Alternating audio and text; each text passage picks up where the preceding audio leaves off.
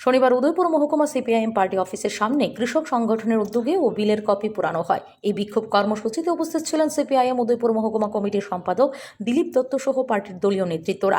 এই বিক্ষোভ কর্মসূচিতে উদয়পুর মহকুমা কমিটির সম্পাদক দিলীপ দত্ত বললেন, রেগার অর্থ বরাদ্দের ক্ষেত্রে ক্রমাগত বঞ্চনা এবং রেগার আইন বিরোধী কেন্দ্রীয় সরকারের জনবিরোধী ভূমিকার কথা শুধু এখান থেকে প্রতিবাদ জানালেই চলবে না।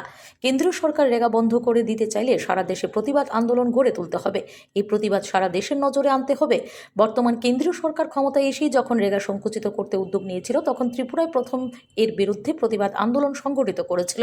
এমনকি দিল্লিতে ধর্নাতেও বসতে হয়েছিল। এই নিয়ে তীব্রভাবে আক্রমণ করেন বর্তমান বিজেপি সরকারকে।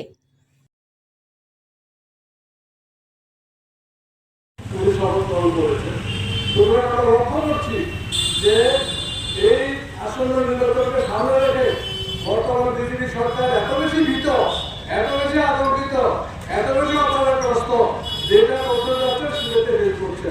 তার মানে আগামী পার্লামেন্টের নির্বাচনে এপ্রিল মাসে বিজেপি দল এবং তার সরকার যে বিদায় হচ্ছে, এটা সর্বমানের কোনো কারণ নেই, কোনো কারণ নেই। এখন বাজেটের বিষয়টা কি, যেহেতু আমাদের কৃষক আন্দোলন।